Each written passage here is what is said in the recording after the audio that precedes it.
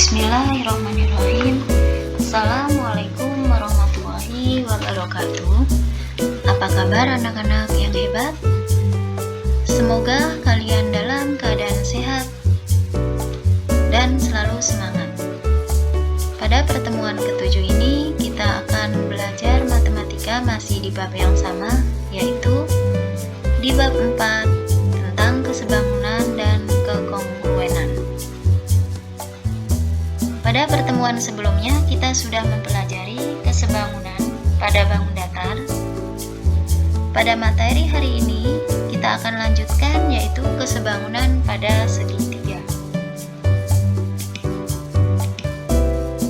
Kompetensi dasar 3.6 menjelaskan dan menentukan kesebangunan dan kekongruenan antar bangun datar. 4.6 menyelesaikan masalah yang berkaitan dengan kesebangunan dan kekongruenan antar bangun datar. Tujuan pembelajaran: setelah mempelajari kesebangunan dua segitiga, peserta didik dapat 1. Merinci kesebangunan dua segitiga. 2. Peserta didik dapat melengkapi kesebangunan dua segitiga. Pengertian: segitiga adalah bangun ruang yang memiliki tiga buah sisi dan sudut. Melalui dua segitiga yang sebangun, dapat dibuat persamaan yang menyatakan perbandingan antara sisi-sisi yang bersesuaian pada segitiga. Perbandingan sisi-sisi pada segitiga hanya berlaku pada bangun segitiga yang sebangun. Dua buah bangun datar dikatakan sebangun jika memenuhi dua syarat. Syarat yang pertama, sudut-sudut yang bersesuaian sama besar. Panjang sisi-sisi yang bersesuaian mempunyai perbandingan yang sama. Rumus kesebangunan pada segitiga. Contohnya di sini ada dua segitiga, yaitu segitiga ABC dengan segitiga PQR. Seperti yang sudah dijelaskan tadi, kesebangunan pada dua segitiga syaratnya yang pertama adalah sudut yang bersesuaian besarnya sama. Maka di sini sudut A bersesuaian dengan sudut P, maka besar sudut A sama dengan sudut P. Sudut B bersesuaian dengan sudut Q, maka sudut B besarnya sama dengan sudut Q. Kemudian sudut C bersesuaian dengan sudut R, maka besar sudut C sama dengan sudut R. Kemudian syarat yang kedua adalah tadi bahwa sisi-sisi yang bersesuaian mempunyai perbandingan yang sama. Maka sisi AB bersesuaian dengan sisi PQ, maka AB per PQ, ya. Sisi BC bersesuaian dengan sisi QR, maka BC per QR. Kemudian sisi AC bersesuaian dengan PR, maka AC per PR. Kemudian anak-anak, apabila ada soal yang gambarnya seperti ini, kalian tinggal menyesuaikan gambarnya sesuai dengan gambar dan rumusnya. Kalian bisa langsung lihat di rumus ini.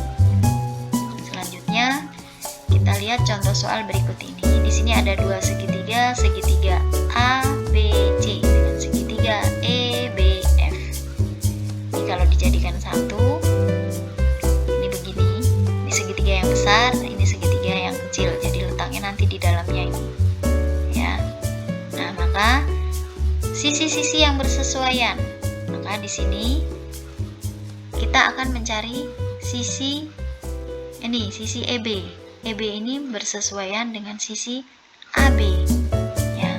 Maka di sini nanti 8 per 2x sama dengan 6 per x. Ya.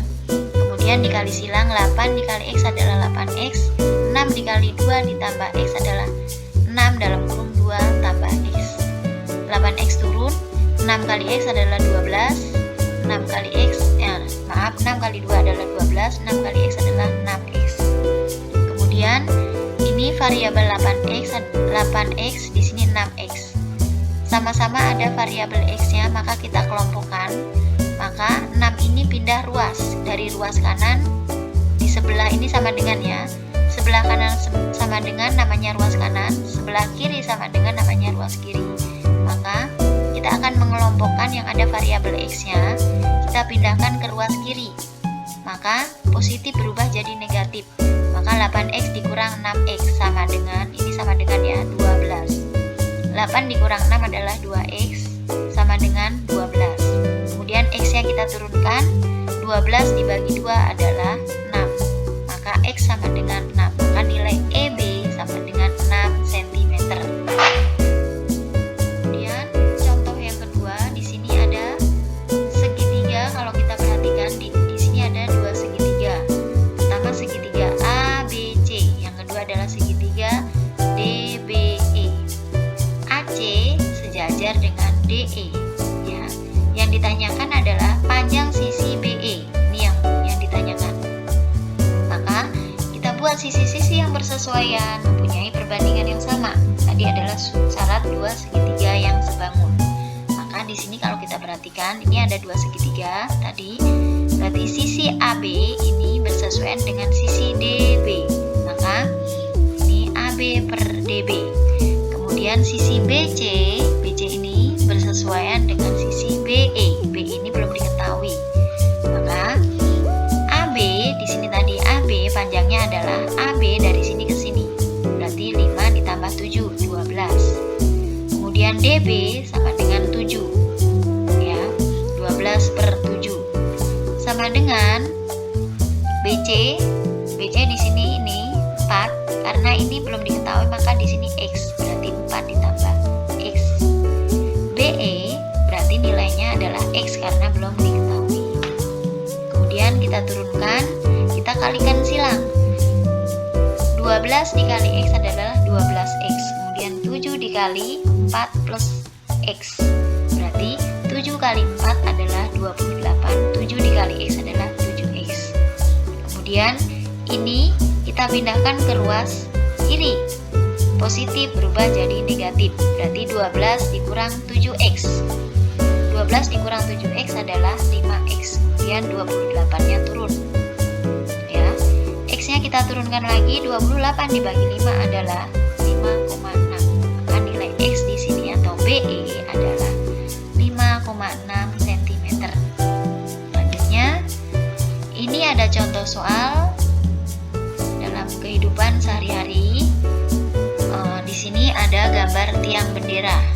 Tiang bendera ini ada bayangannya. Ini adalah bayangan dari tiang bendera. Tiang bendera, bayangan tiang bendera. Kemudian kalau ditarik garis, ini akan menjadi segitiga siku-siku. Kemudian di sini ada gambar seseorang sedang berdiri. Ya, di sini tinggi seseorang. Ini adalah bayangan dari seseorang. Ya, kemudian dari tinggi dan bayangan ini kita buat garis jadi segitiga siku-siku juga. Jadi di sini tadi sudah dijelaskan sisi-sisi yang bersesuaian mempunyai perbandingan yang sama untuk mencari panjang sisi yang belum diketahui. Nah, nanti apabila ada soal maka perbandingannya adalah tinggi bendera dibanding dengan tinggi seseorang. Kemudian bayangan bendera sama dengan perbandingannya dengan bayangan seseorang. Ya. Kemudian ini adalah contoh soal. Panjang bayangan sebuah tiang bendera 18 meter. Pada saat yang sama dan di lokasi yang berdekatan, panjang bayangan sebuah pohon 12 meter. Jika tinggi tiang bendera 9 meter, berapakah tinggi pohon tersebut? Ibu jelaskan, tapi tidak ditulis di sini. Maka kalian siapkan buku dan pulpen kalian untuk menulis jawabannya. Nah, di sini perhatikan, di sini ada tinggi dari tiang bendera dengan tinggi pohon. Diketahui di sini bayangan pohon 18 meter. Kemudian di sini bayangan bendera 18 meter. Di sini bayangan pohon adalah 12 meter. Kemudian tinggi dari bendera adalah 9 meter. Yang ditanyakan adalah tinggi dari pohon. Maka perbandingannya adalah tinggi bendera dibanding dengan tinggi tinggi pohon. 9 per X berarti karena belum diketahui. Sama dengan 18 per 12. Ya. Jadi 9 tinggi pohon, tinggi bendera dibanding dengan tinggi pohon. Sama dengan bayangan bendera dibanding dengan bayangan pohon. Maka 9 per X sama dengan 18 per 12. Kemudian dikali silang, jadinya X dikali 18 sama dengan 9 dikali 12. X-nya kita turunkan, jadi 9 kali 12 hasilnya 108 dibagi 18, jadi 6 meter. Maka di sini tinggi dari pohon adalah 6 cm. Kemudian ini ada latihan soal, silahkan kalian kerjakan di buku latihan kalian masing-masing. Ini soal berikutnya, kalian lihat dari buku paket di sana, kemudian ditulis terlebih dahulu, kemudian kalian kerjakan.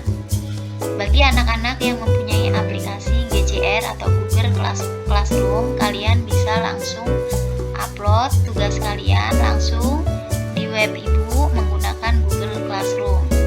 Yang tidak ada seperti biasa boleh melalui WA. Baik anak-anak, pada pertemuan hari ini mungkin sampai di sini dulu. Apabila ada kekurangannya, banyak kekurangannya, mohon dimaafkan. Dan untuk pertemuan selanjutnya atau minggu berikutnya kita akan belajar tentang masih di bab yang sama. Tepatnya materinya adalah tentang kekongruenan pada bangun datar. Baik anak-anak, materi hari ini Ibu cukupkan, Ibu akhiri. Assalamualaikum warahmatullahi wabarakatuh.